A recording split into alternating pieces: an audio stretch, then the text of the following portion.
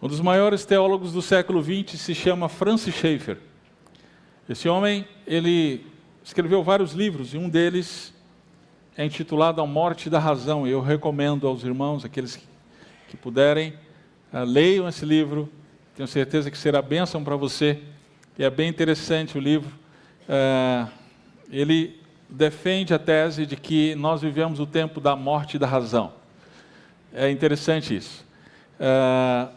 Como nós sabemos, o iluminismo, ele foi racionalista. Século, então, 18, século 19, o método, né, cartesiano, empírico, de buscar a verdade, buscar a realidade, fundamentava-se na ideia de que a razão humana ela é suficiente para chegar-se à verdade, chegar-se à realidade. Mas esse tempo acabou. Nós vivemos o tempo do pós-iluminismo, pós-racionalismo. Hoje nós vivemos, então, a era do existencialismo, né? Esse existencialismo foi defendido por vários filósofos na virada do século XIX para o século XX, né?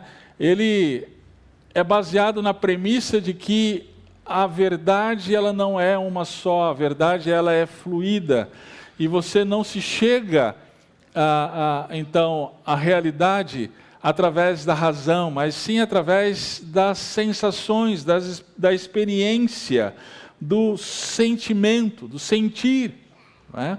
E infelizmente isso foi trazido também para a teologia, foi trazido também para as igrejas, não é? Então, o tempo em que nós vivemos, inclusive nas igrejas, é o tempo da experiência, é o tempo da sensação, o tempo do sentimento. Não importa o que se diga no púlpito, o importante é o que eu sinto. Se eu sinto um arrepio, se eu sinto algo diferente, diga-se sensorial, sim, então, isso é de Deus, né? A velha frase cogito ergo sum, de René Descartes, o francês René Descartes, né? Penso, logo existo. Hoje foi mudada para ego ergo sum, sinto, logo existo. A medida de todas as coisas, então, é o nosso sentimento. Se eu sinto, logo isso provavelmente é verdade.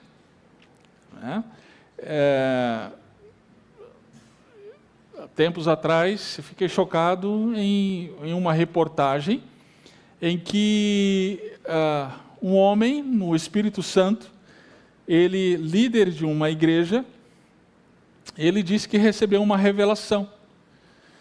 E a revelação que ele recebeu, com certeza, na perspectiva dele, era de Deus. E sabe qual era a revelação? Nessa revelação, Deus dizia para se deitar com uma mulher. Diga-se de passagem, ele casado com uma outra, e essa mulher casada com um homem, outro homem. Então, mas na revelação, Deus havia se mostrado a ele para cometer adultério. E para ele, aquilo era certo, era de Deus. Ele sentia aquilo.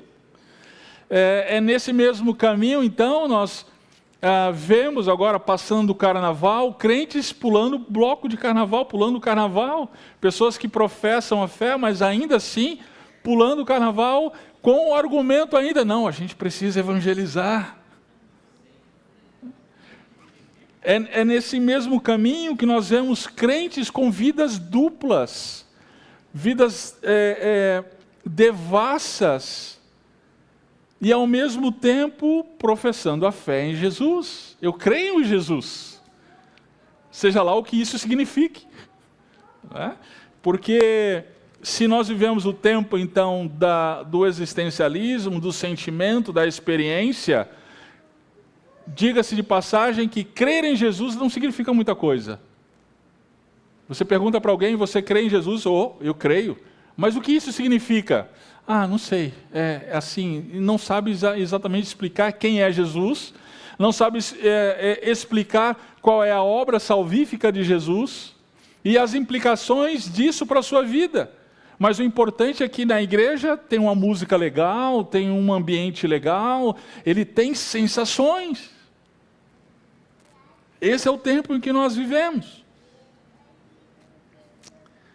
Queridos, é por isso que nós vamos começar hoje a exposição de um novo livro nas Escrituras, e esse livro é 1 João. A gente vai perceber que isso não é de agora. Esse quadro não é novo. Na época de João, isso já acontecia. E João, ele enfrentou esse problema. E como João enfrentou esse problema, nós vamos crescer e aprender com isso. Nós acabamos a exposição de Daniel, e lá em Daniel, no final de Daniel, nós vimos algo que aconteceria nos últimos dias. A profecia de Daniel, ela diz que nos últimos dias haveria a operação do engano. Essa palavra, o engano, ela está presente várias vezes em Daniel. E como nós vimos, o anticristo viria e perverteria muitos através do engano. Bem, essa profecia de Daniel, ela foi ratificada pelo próprio Cristo. Em Mateus capítulo 24, Jesus ele diz que nos últimos dias surgiriam falsos profetas. E esses falsos profetas enganariam a muitos. A operação do engano. Ainda nesse capítulo, no capítulo 24 de Mateus, no verso 24, Jesus ele diz: surgirão falsos cristos e falsos profetas que realizarão sinais e milagres, a tal ponto que, se possível, enganariam até os escolhidos. Se possível, não é possível, mas se possível, enganaria. Então perceba, é a operação do engano nos últimos dias. E esse é o ponto que João, ele trabalha na sua carta. Abra a sua Bíblia em 1 João. Ele vai mencionar a palavra engano várias vezes. Hoje você vai perceber que vai ser uma exposição diferente do que você está acostumado. O que eu vou fazer aqui hoje é uma macro exposição, ou seja, eu vou expor toda a carta de uma só vez.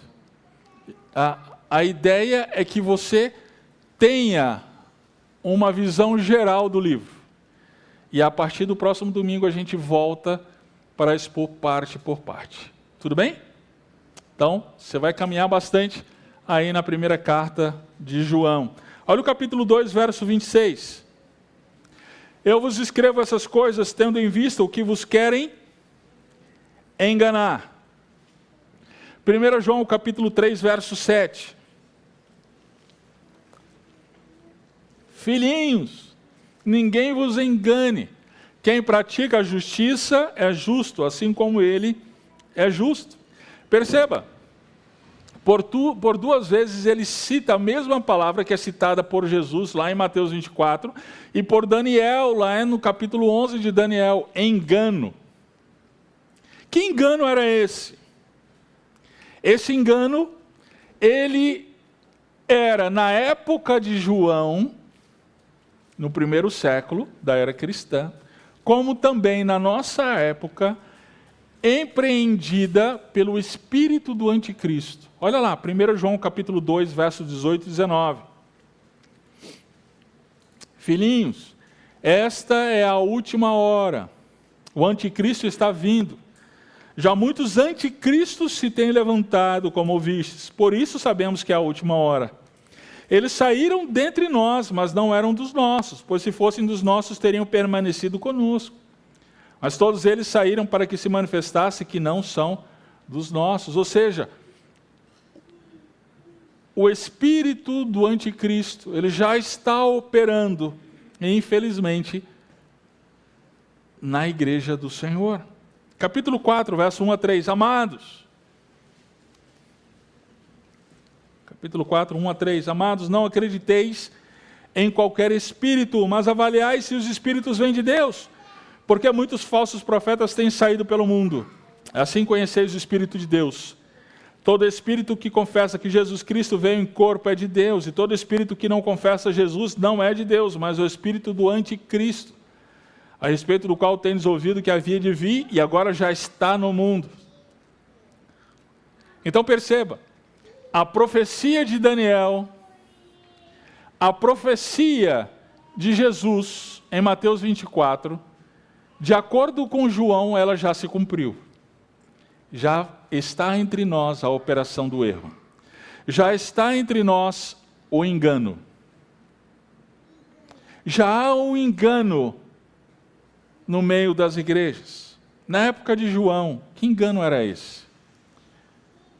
Uma expressão para denominar aquela heresia que era ensinada por aqueles falsos mestres. Docetismo antinomianista.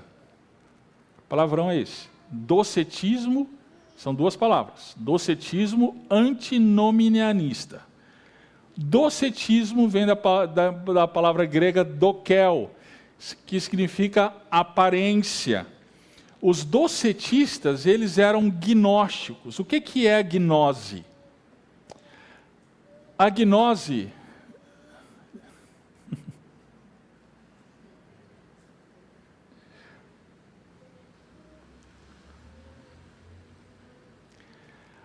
Gnose era uma seita do primeiro século, do segundo século da era cristã, em que eles entendiam que a matéria é má, o corpo é mau, ok? O espírito é bom, mas o corpo é mau. Isso tem ramificações nos nossos dias. Tem gente que acha que atividade espiritual é orar e jejuar. Ter uma refeição com a família não é espiritual. Passear com a esposa, com o marido, não é espiritual. Não é? Isso é heresia. Isso são ramificações do gnosticismo. Para Deus, tudo é espiritual quando é feito para a glória dele. Tanto a oração, quanto uma refeição com a família, quanto o passeio no parque, tudo que é feito para a glória de Deus é espiritual.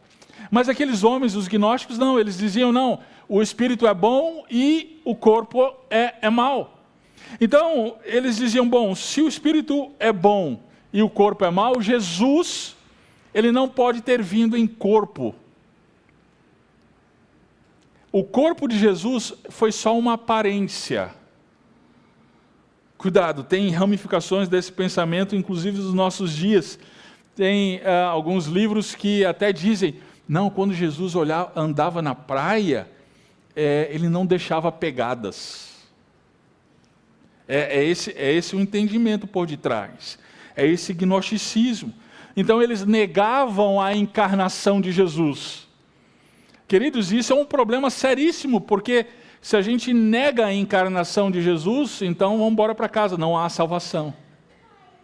Porque quem deve pagar pelo pecado é o homem. Então é por isso que Deus se fez homem. Entende? Para pagar pelo nosso pecado não poderia ser um homem, porque o homem é pecador, mas ao mesmo tempo tinha que ser um homem, porque foi o homem que pecou. Então Deus, para resolver esse dilema, Ele mesmo se fez carne e habitou entre nós, Jesus Cristo. Só que se a gente nega a encarnação, negamos tudo. Então os docetistas, eles achavam isso, e eles eram antinomianos. O que é isso? Nomos, lei, anti-lei. Eles acreditavam que eles poderiam viver uma vida libertina, e não tinha problema nenhum. Eles diziam o seguinte, bom, o espírito é bom, a carne é boa, e a carne é ruim, então não importa o que a gente faça com a carne, não importa o que a gente faça com o corpo, vai estar ruim mesmo? Então vamos viver a lá vão ter. Lá ser fé, né? A gente ora, a gente vai para a igreja, tem muita gente assim, né? Vamos para o culto domingo à noite, vamos cultuar ao Senhor, não importa o que a gente faça na segunda-feira, não importa o que a gente faça durante a semana, o importante é que a gente está na igreja. Esses são os antinomianos, docetistas antinomianos. Essa era a heresia do primeiro século. Quando João ele escreve então a sua primeira carta, ele escreve combatendo esta heresia. Queridos, lembre-se de uma coisa: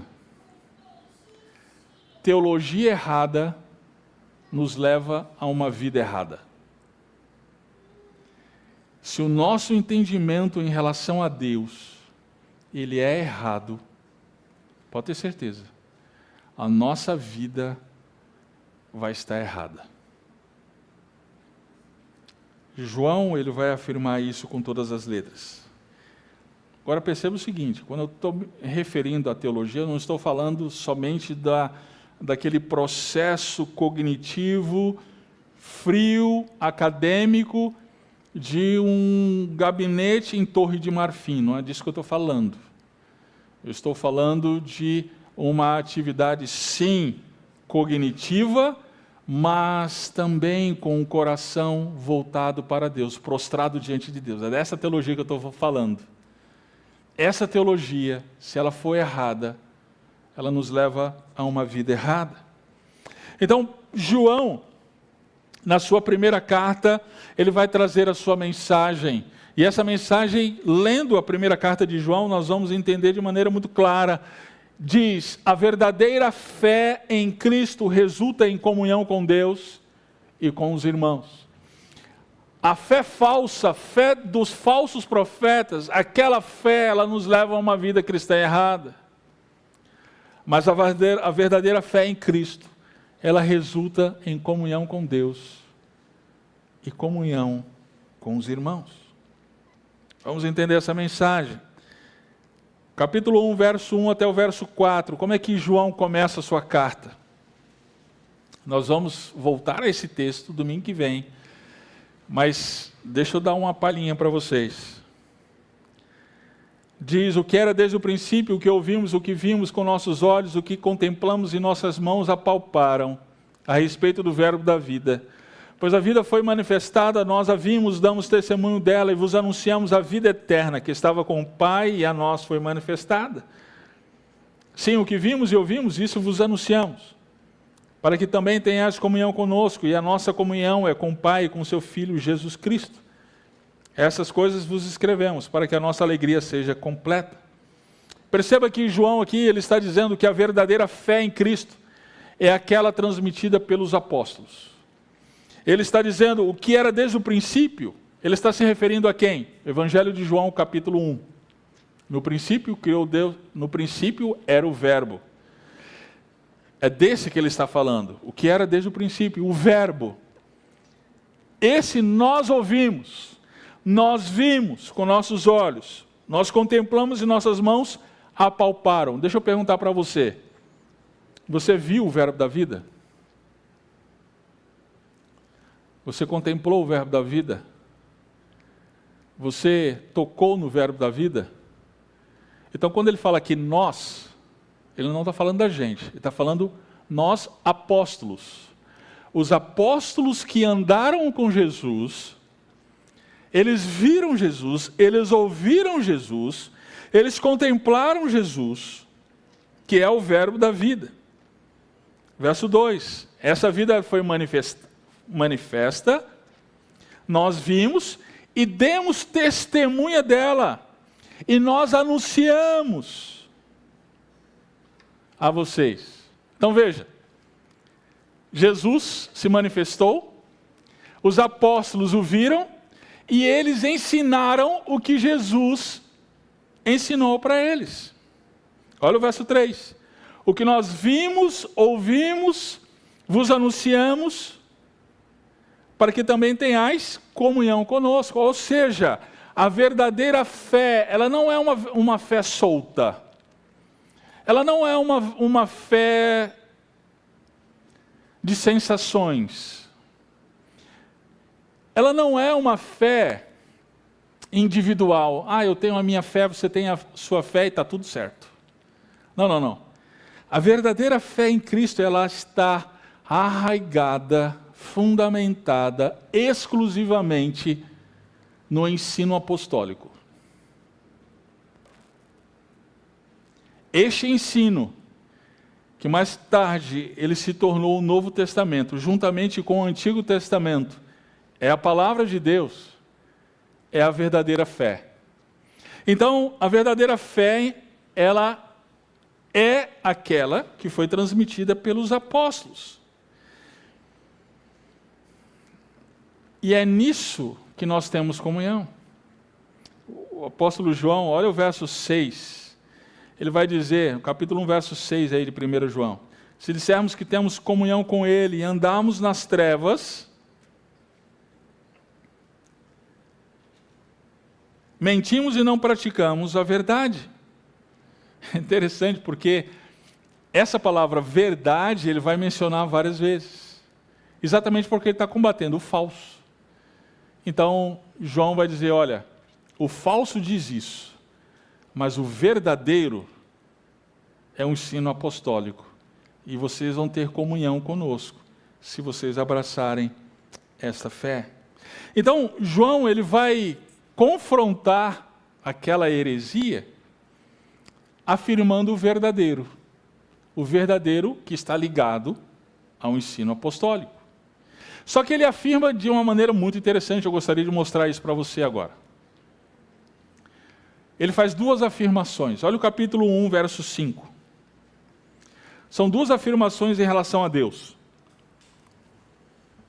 A mensagem que dele ouvimos e vos anunciamos é esta: Deus é luz. Essa é a primeira afirmação a respeito de Deus. A segunda afirmação está no capítulo 8, ou melhor, capítulo 4, verso 8. Dá uma olhada. Aquele que não ama não conhece a Deus, porque Deus é amor. São duas afirmações na primeira carta de João a respeito de Deus. Duas afirmações principais. Deus é luz e Deus é amor. Então, a estrutura da carta vai se fundamentar nessas duas afirmações.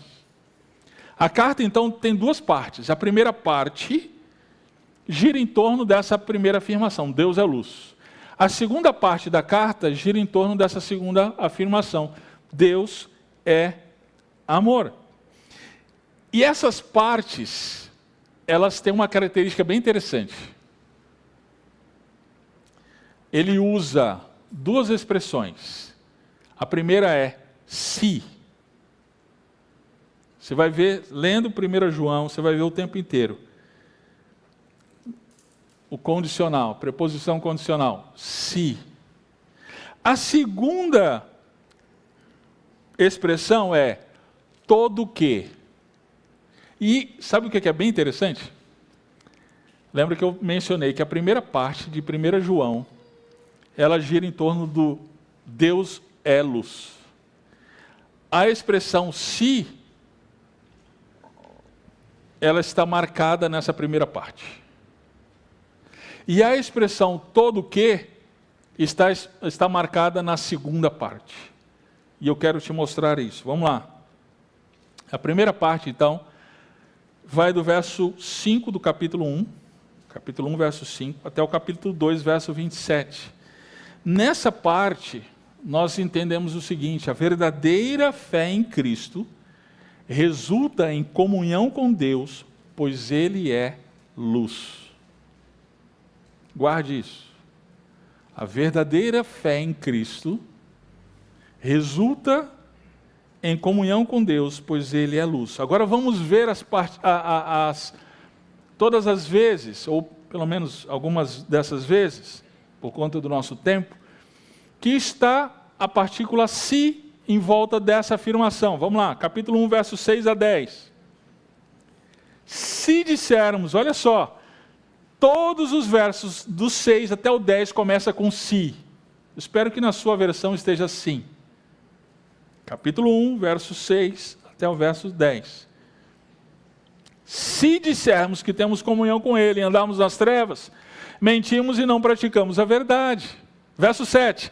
Se andarmos na luz, assim como Ele está na luz, temos comunhão uns com os outros, e o sangue de Jesus Cristo, seu Filho, nos purifica de todo pecado. Verso 8. Se dissermos que não temos pecado algum, enganamos a nós mesmos, e a verdade não está em nós. Verso 9. Se confessarmos os nossos pecados. Verso 10. Se dissermos que não temos cometido pecado. Olha o capítulo 2, verso 3.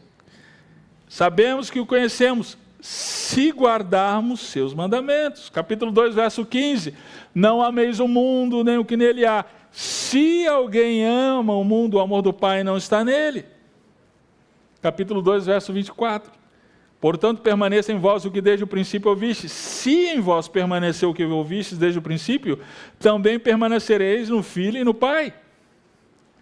Queridos, o que isso significa? O que isso está falando para a gente? Se. O que João está confrontando os seus leitores, e a palavra de Deus está nos confrontando nos nossos dias, é que não adianta nada nós dizermos, eu tenho comunhão com Deus, mas andarmos em trevas. A verdadeira fé, ela necessariamente muda as nossas vidas.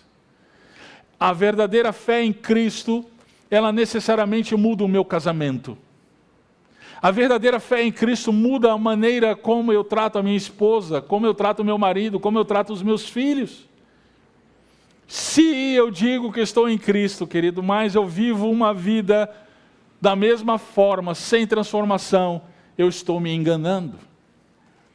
Eu não tenho a verdadeira fé em Cristo Jesus. Essa fé, ela produz frutos, porque Deus é luz. A luz aqui tem a ver com santidade, tem a ver com retidão.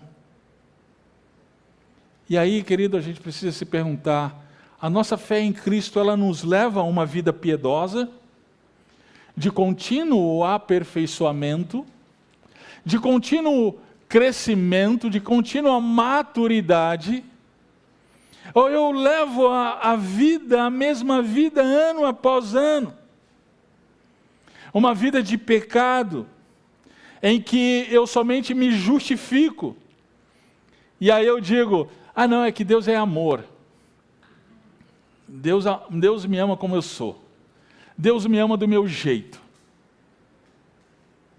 Lembre-se, Deus é luz, Ele não compactua com o pecado, Ele não passa pano para ninguém, Deus é luz.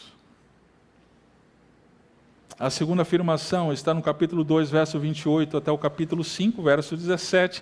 Essa é a segunda parte da carta. Na segunda afirmação, que Deus é amor, João ele vai dizer, a verdadeira fé em Cristo resulta em comunhão com os irmãos, pois Deus é amor.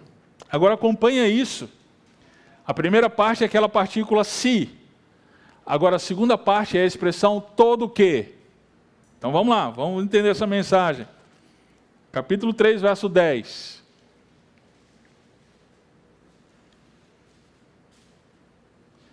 Os filhos de Deus e os filhos do diabo manifestam-se assim. Todo que não pratica a justiça não é de Deus. Todo que não ama seu irmão. Capítulo 3, verso 15. Todo que odeia seu irmão é homicida. E sabeis que nenhum homicida tem a vida eterna permanecendo em si. Capítulo 4, verso 7, amados, amemos uns aos outros, porque o amor é de Deus. Todo aquele que ama é nascido de Deus e conhece a Deus. Capítulo 5, verso 1, todo aquele que crê que Jesus é o Cristo é nascido de Deus, e todo aquele que ama o que gerou, ama também o que é dele, é nascido. Veja, não tem como você dizer que tem comunhão com Deus e não ter comunhão com seu irmão. Isso, gente, é muito sério. É um auto-engano. Se eu digo, eu vivo a minha própria religião, eu vivo a minha própria fé, sou eu e Deus, e aí eu não tenho um relacionamento profundo com a igreja de Cristo, tem alguma coisa errada aí.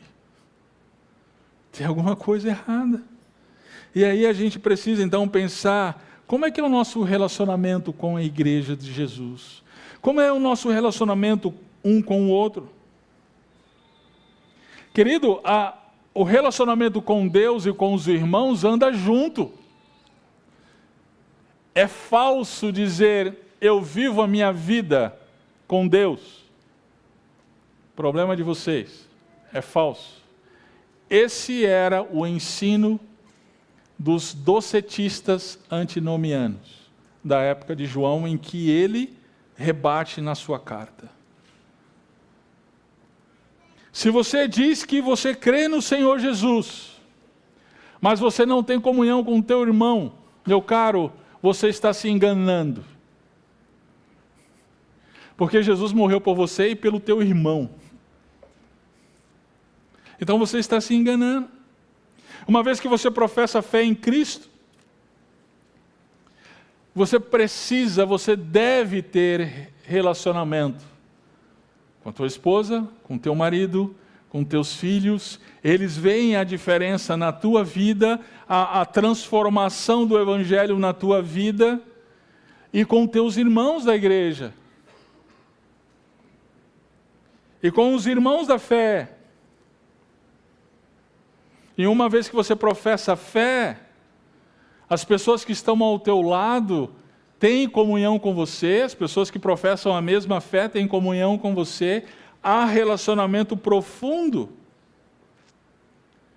Perceba então as implicações das duas afirmativas de João. Deus é luz e Deus é amor. Eu não posso então dizer que eu professo a fé em Deus e ter comunhão com Deus, e vivo uma vida lá vão ter, e vivo uma vida dupla, uma vida do jeito que eu quero. Isso é auto-engano. E eu também não posso afirmar que eu tenho comunhão com Deus e não me relaciono com meu irmão. Isso também é auto-engano. A verdadeira fé em Cristo, ela resulta em comunhão com Deus e com os irmãos. Essa é a mensagem de 1 João. Eu espero que você esteja bem animado para o que Deus vai estar falando para a gente. Eu espero que você coloque o compromisso aí, você e sua família, de estar aqui conosco todos os domingos. Nós vamos juntos agora voltar ao começo, ao início, parte por parte, estudar essa carta que é incrível e extremamente atual para os nossos dias.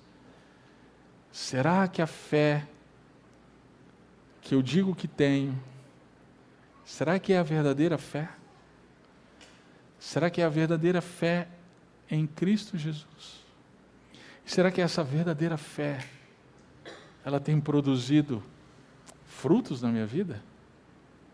Tem transformado a mim? Tem transformado aqueles que estão, os relacionamentos que eu tenho?